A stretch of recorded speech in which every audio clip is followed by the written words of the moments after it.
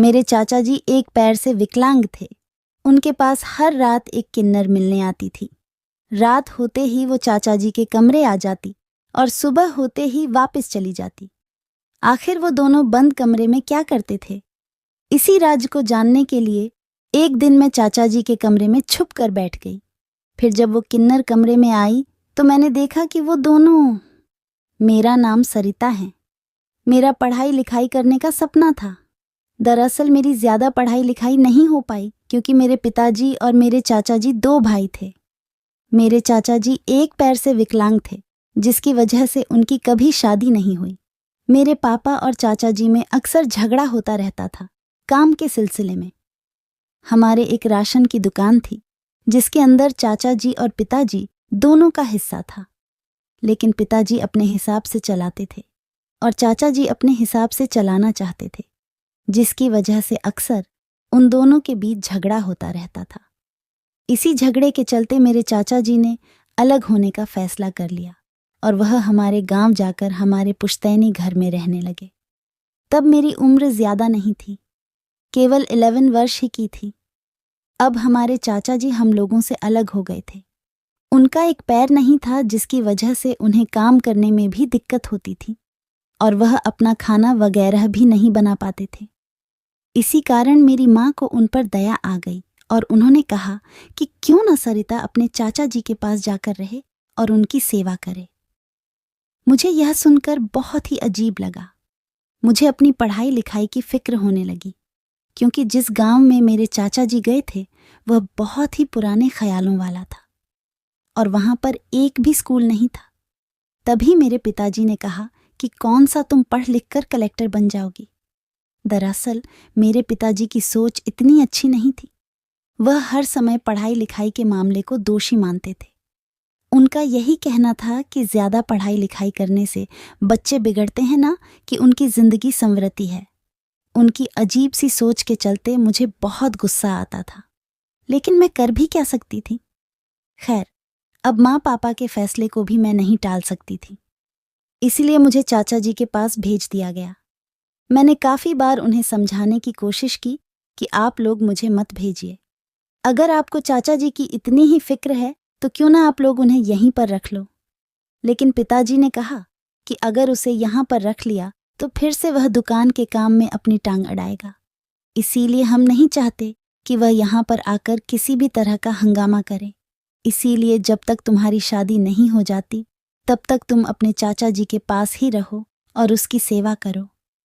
अब मुझे गांव में भेज दिया गया। वैसे मेरे चाचा जी बहुत अच्छे थे। वह मेरा हर समय ख्याल रखते थे। केवल कमी थी तो पढ़ाई लिखाई कि आखिर चाचा जी भी पढ़ाना चाहते थे, लेकिन उनके पास कोई भी चारा नहीं था, क्योंकि गांव के आसपास कहीं पर भी स्कूल नहीं था। एक स्कूल था, वह भी बहुत ज्यादा दूर था और आने जाने में भी बहुत दिक्कत थी। इसलिए चाचा जी ने वहां मुझे भेजना ठीक नहीं समझा। खैर, खाने पीने से लेकर कपड़ों तक चाचा जी ने मेरी हर जरूरतों को पूरा किया था। मुझे कभी भी किसी चीज की खाने की इच्छा होती तो चाचा जी बिना सोचे समझे जाकर वह चीज मंगवा देते थे। ऐसे ही दिन निकल रहे थे। कभी कभार माँ पिताजी फोन करके मेरा हाल चाल पूछ लेते थे, लेकिन अब मुझे माँ पिताजी से ज्यादा चाचा जी के पास रहना अच्छा लगने लगा था, क्योंकि माँ पिताजी के पास जब रहती थी तो पिताजी की आए दिन डांट सुनने को मिलती थी। लेकिन चाचा जी ने मुझे इतना प्यार दिया था कि मुझे उन लोगों की कभी कमी महसूस नहीं हुई। और जब कभी अगर मन करता तो चाचा जी 1-2 दिन के लिए मुझे अपने माँ पापा से मिलवाकर भी ले जाते थे। एक दिन मैं अपने अपने कमरे में ऐसे ही बैठी थी, तभी मैं देखती हूँ कि हमारे घर पर एक औरत आती है जो एक किन्नर थी। वो बिना कुछ बोले चाचा जी के कमरे में चली जाती है।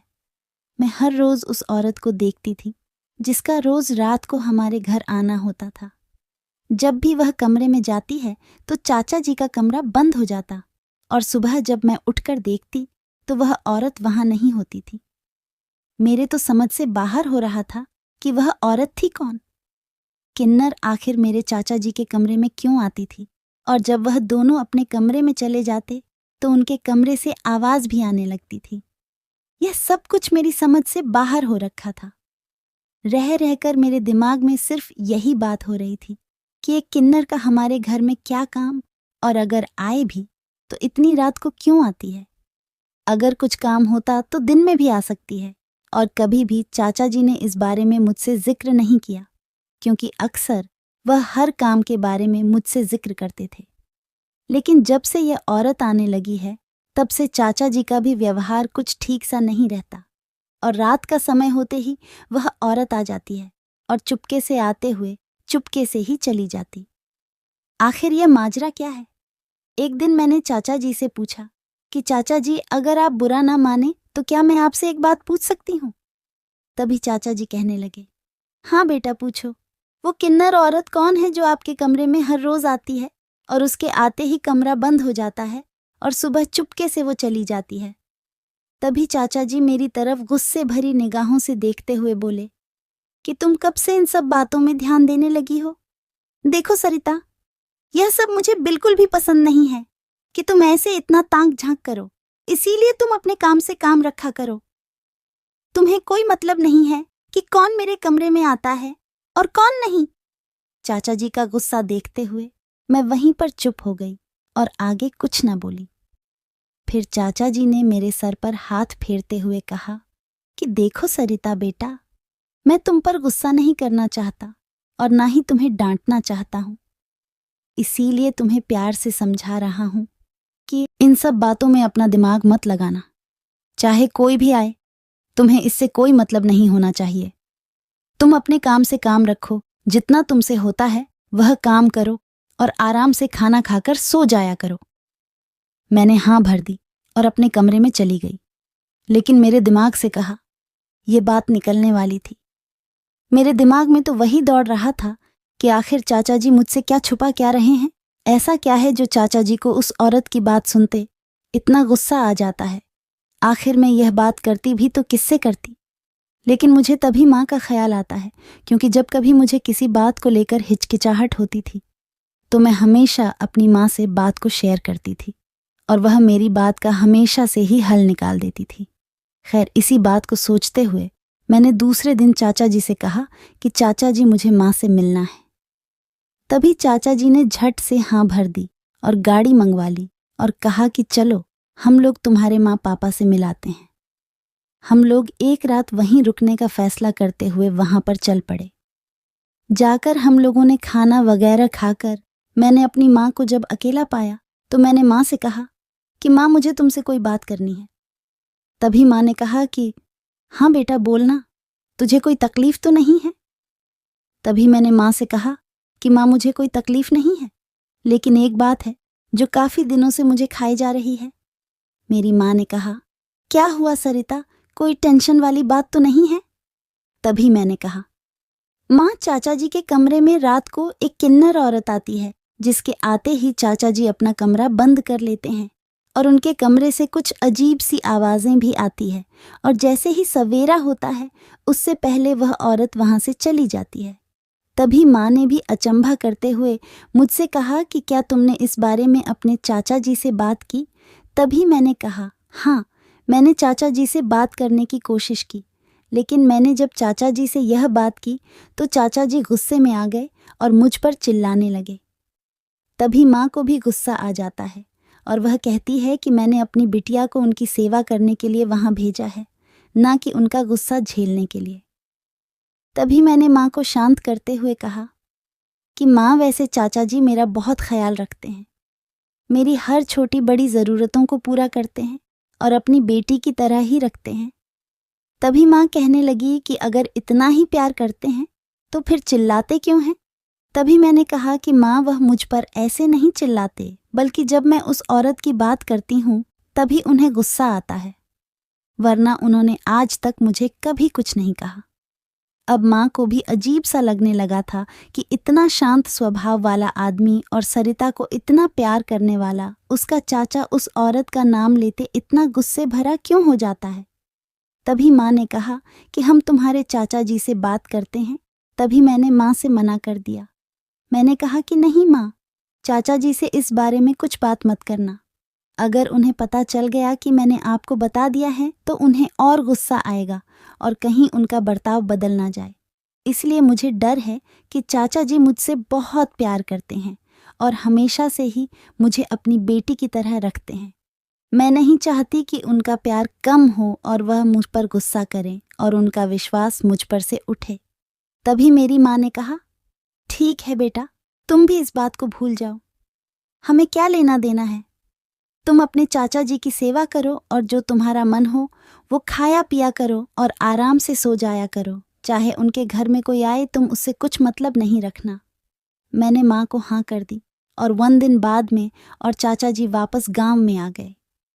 अब माँ की बात को मैंने मान लिया था कि मैं चाचा जी की किसी भी बात में दखल अंदाजी नहीं करूंगी, ना ही कभी उनसे पूछूंगी कि वह औरत कौन है, ना ही कभी इस बात पर ध्यान दूंगी। लेकिन मेरा मन कहाँ मानने वाला था। मेरा मन तो जब भी उस औरत को घर में आते देखता तो डगमगाने लगता और तरह तरह के ख्याल आने लगते। आज तो मेरे पसीने छूट रहे थे, इसी सोच में कि कहीं चाचा जी और उनके बीच कुछ गलत ना हो रहा हो। आखिर मुझे पता करना ही था कि उनके बीच होता क्या है। तभी मैंने प्लान बनाया कि क्यों ना मैं चाचा जी के कमरे में छुप कर बैठ जाती हूँ, सारी बात का पता करती हूँ। तभी मेरे दिमाग में आता कि कहीं अगर चाचा जी को पता चल गया कि मैं यहाँ पर छुप कर उन पर नजर रख रही हूँ तो उनका गुस्सा चरम सीमा पर ना पहुंच जाए। लेकिन मैंने जैसे तैसे हिम्मत की और उनके कमरे में छुप कर बैठ गई। कुछ ही देर बाद जब वह किन्नर और चाचा जी कमरे में आते हैं तो वह दोनों एक कुर्सी पर बैठ जाते हैं। तभी चाचा जी उसे कहते हैं कि बहन, मुझे माफ कर दो, तुम्हें इस तरह रात को मेरे घर पर आना पड़ता है। आखिर मैं भी क्या करूं? इस गांव के लोगों की सोच इतनी खराब है कि अगर 2 भाई बहन भी आपस में जा रहे हो तो उनकी बातें भी बना लेते हैं। अब तो मुझे समझ में नहीं आ रहा था कि चाचा जी उसे बहन कहकर बुला रहे थे और उन लोगों के बीच ऐसी क्या बातें चल रही थी। खैर, मैं वहीं बैठी उन लोगों की बातें सुनती रही। तभी चाचा जी ने उस औरत के सर पर हाथ रखा और कुछ पैसे उसे देते हुए कहा कि यह लो कुछ पैसे और तुम अपने खाने पीने और रहने का इंतजाम कर लो। तभी मुझे कुछ अजीब सा लगा और मैं झट से बाहर निकल गई। मुझे वहां देखकर चाचा जी की नजरें ठहर गई और वह मुझे पूछने लगे कि सरिता, यह क्या बदतमीजी है? मैंने तुमने पहले भी कहा था ना कि तुम ऐसी कोई हरकत नहीं करोगी, फिर तुम यहाँ छुपकर क्या सुन रही थी? तभी मैंने चाचा जी के सामने हाथ जोड़ दिए और बोली कि मेरा कोई भी गलत इरादा नहीं था चाचा जी। दरअसल मुझे जानना था कि यह है कौन। बस यही सोच मुझे काफी दिनों से खाई जा रही थी। इसीलिए मैंने यह पता करने के लिए यहाँ पर छुपकर देखना चाहा, क्योंकि जितनी भी बार मैंने आपसे पूछना चाहा तो आपने मुझे डांट कर भगा दिया। आपने कभी भी मेरे साथ इस तरह की कोई बात नहीं की, इसलिए मुझे छुपकर सुनना पड़ा। खैर, अब चाचा जी की आंखों में भी आंसू थे और उस औरत की आंखों में भी आंसू थे। वह किन्नर औरत मेरे पास आई और मेरे सर पर हाथ फेरते हुए बोली, बिटिया, तुम जैसा सोच रही हो वैसा बिल्कुल भी नहीं है। दरअसल तुम्हारे चाचा जी मेरे मुंह बोले भाई है और मैं एक किन्नर हूं। दरअसल मैं जिस गांव में रहती हूं वहां किन्नरों के साथ मारपीट की जाती है और उन्हें खाना नहीं दिया जाता। लेकिन तुम्हारे बड़े दिलवाले चाचा ने मुझे अपनी बहन बनाकर मेरा सारा जिम्मा अपने सर ले लिया था। इस गांव में अगर किसी किन्नर को आदमी के साथ देख ले तो उस आदमी को पत्थरों से पीटकर सजा दी जाती है। इसीलिए तुम्हारे चाचा जी हर रात को मुझे अपने घर बुलाते और मुझे खाने पीने के लिए पैसे दे देते और इनके साथ मैं अपना समय बिताकर रात को ही वापस चली जाती ताकि लोगों को कुछ पता भी ना चले और यह मेरी मदद भी कर दे। मेरी आंखों में खुशी के आंसू आ चुके थे कि कोई इतना अच्छा कैसे हो सकता है। मेरे चाचा जी को भगवान ने पैर नहीं दिया, लेकिन दिल इतना बड़ा दे दिया था कि उतना तो शायद किसी का ना हो। मुझे अफसोस भी हो रहा था कि मैं इतने भले आदमी पर शक जो कर रही थी। मेरे चाचा जी भलाई का काम कर रहे थे, लेकिन मैं बेवजह अपना दिमाग उल्टी सोच में लगा रही थी। साथ ही मुझे ये सोचकर बहुत दुख हो रहा था कि ये कैसी सोच थी इन गांव वालों की जो किसी औरत की मजबूरी को भी नहीं समझ रहे थे। किन्नर होना पाप नहीं है, उन्हें भगवान ने वैसा बनाया होता है, तो हम इंसानों को कोई हक नहीं होता कि हम लोग उनके ऊपर उंगली उठाएं। मैंने अपने चाचा जी से कहा कि इन लोगों की सोच को कभी बदला नहीं जा सकता क्या? तभी मेरे चाचा जी कहने लगे कि जब तक इंसान के ऊपर नहीं गुजरती है तब तक वो किसी की भी मजबूरी को नहीं समझ सकता।